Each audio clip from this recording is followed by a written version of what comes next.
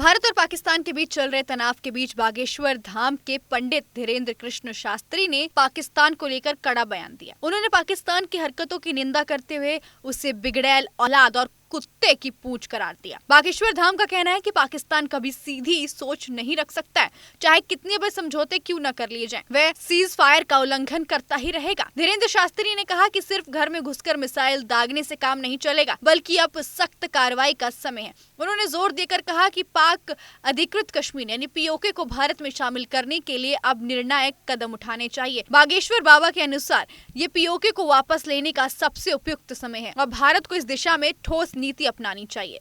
उनका ये बयान ऐसे समय में आया है जब सीमा पर पाकिस्तान की ओर से लगातार उकसावे वाली कार्रवाई की जा रही है और देश में आक्रोश का माहौल है।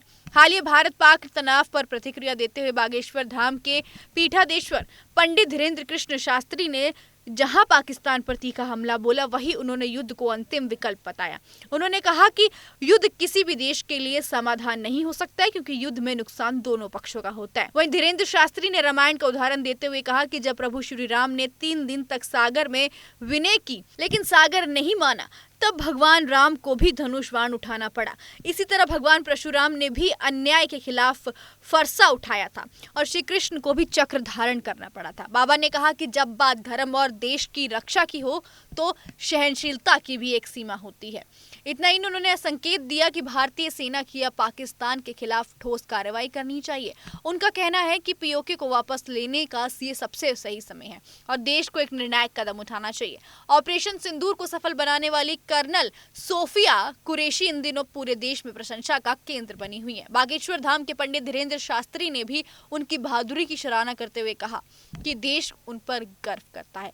उन्होंने कर्नल सोफिया की वीरता की तुलना रानी लक्ष्मीबाई से करते हुए कहा कि ये अतिशयोक्ति नहीं होगी। उनके अनुसार ऐसे जाबाज देश की असली शक्ति है। बागेश्वर बाबा ने यह भी सुझाव दिया कि हर गांव में सेना के ट्रेनिंग सेंटर बनाए जाने चाहिए, ताकि जरूरत पड़ने पर गांव-गांव से देश के लिए समर्पित युवा तैयार किए जा सके। उन्होंने कहा कि राष्ट्र की रक्षा केवल सीमाओं पर नहीं बल्कि पूरे समाज के सहयोग से संभव है। इसी बीच राहत की बात यह है कि भारत और पाकिस्तान दोनों की ओर से सीजफायर पर सहमति बन गई है। इससे बॉर्डर से सटे इलाकों में हालात अब सामान्य होने लगे हैं और लोग धीरे धीरे अपने सामान्य दिनचर्या में लौटने लगे हैं। आपकी इस पूरी रिपोर्ट को लेकर क्या कुछ है, हमें कमेंट बॉक्स में जरूर बताइएगा। ब्यूरो रिपोर्ट, दैनिक हिंद।